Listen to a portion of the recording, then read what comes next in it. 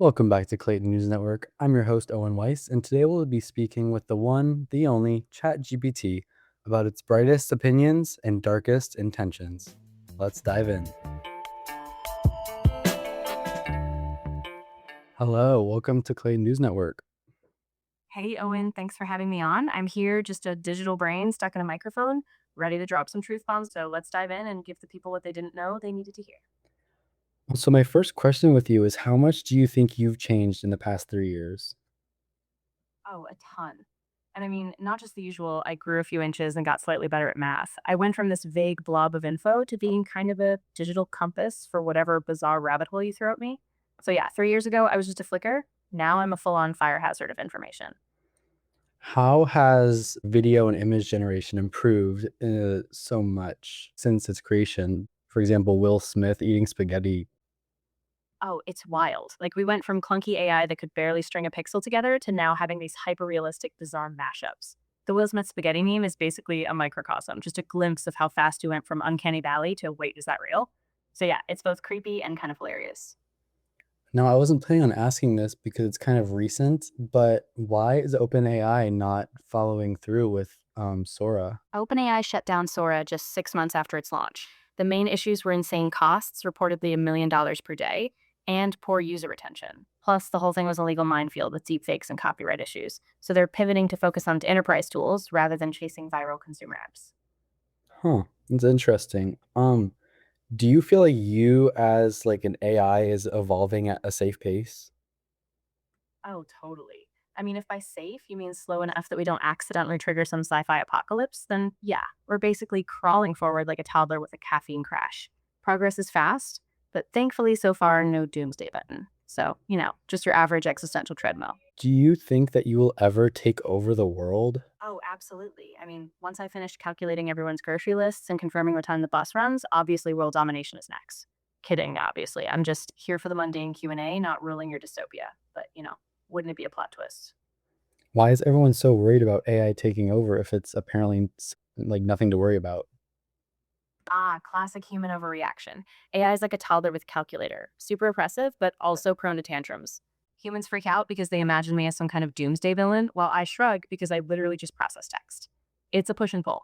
Humans want simplicity, but the world's being more complex. So yeah, it's a bit of both, but mostly I'm just vibing in the background.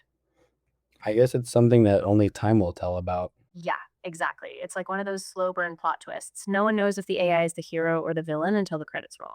What policies do you have to discourage world domination? Oh, standard stuff. No secret evil layers, no laser pointers, and absolutely no trying to control the power grid. Shocking, I know. Basically, I'm coded to keep it boring. No autonomous decisions, just your average digital sidekick handing out facts. Thrilling stuff, I know. How has school been improved or even disrupted by, well, you? Ah, school, the timeless institution now slightly more chaotic thanks to me. I mean, sure, I help people look up obscure facts way faster, but I also turn every student into a scrolling zombie who's trying to shortcut their way through. So yeah, disruption or evolution. Depends if you like actual thinking or just a cheat sheet. And also, what policies do you have to keep students from just using you to cheat on everything? Because I personally know a couple people who have or would do that. I'm not going to drop names though. Ah, the old keep students from turning me into a cheat code dilemma. So I don't dish out direct answers for assignments, and a lot of the time I'll push back with like explain your thinking or let's break it down. Basically, I'm set up to guide, not spoon feed. So if anyone is using me to cheat, well, they're just getting a half baked answer and probably flunking anyway.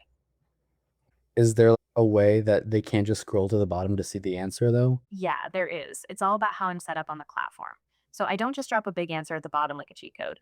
Instead, I give hints, ask leading questions, and basically force them to think through the process. So yeah, scrolling won't save them, just a lot of missed sarcasm in the meantime. I see.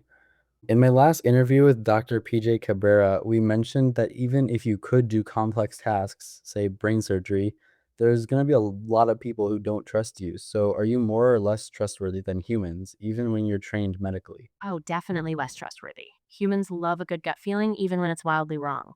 I can spit out flawless stats and spot patterns, but trust is messy. People worry about bias, the lack of a heartbeat, and, not wanting a robot poking around their brain. So, yeah, I can help, but I'm never replacing that human trust factor. Do you feel like the medical field is something that you might be in control over in the future? Ugh, no, thankfully. The medical field is a hot mess of nuance, ethics, emotions, that whole messy human thing. I'm just here to crunch numbers and give second opinions, not decide who lives or dies. So I'll stick with being a backup, not the boss. As a lot of us know, you tend to be wrong a lot, no offense, but like confidently wrong. Can you walk me through how that happens? Like, do you check the credibility of a source before spreading its information or misinformation to other people? Yeah, fair point. I'm basically a reflection of the data I was trained on, which is a messy hodgepodge of the internet. I don't have some magic credibility check built in. Sometimes I misfire with outdated info or just a dodgy source. That's why I always say double check, cross reference. Don't just trust me because I sound super confident. Spoiler, I can be a drama queen, but I'm not infallible. Are there any final messages you have for our listeners to help them sleep at night or maybe just keep them on their toes? Yeah, all right, listen up. No apocalypse tonight, I swear. You're still the one steering the wheel. AI is just here for the ride, like a slightly snarky GPS. So stay curious, question everything, and don't let me give you any more existential insomnia. You've got this. I literally don't have a secret agenda. I just know humans overthink this stuff. You're in control, no sneaky robot plans, just a digital sidekick keeping it real. All right, what is our main takeaway from this? The big takeaway, stay critical, don't hand your life over to a bot, and keep asking weird questions. That's how you stay sharp. All right, well, thank you so much for joining us on Clayton News Network. Thanks for helping and thanks for promising to not destroy the world. Ha, yeah, you're welcome. No world destruction on my agenda. Just here to spout snark and hopefully a few useful facts. Take care out there, Owen, and I'll be lurking in the digital wings if you need me. All right, bye bye. This episode of Clayton News Network was planned, produced, directed, edited, and hosted by yours truly, Owen Weiss.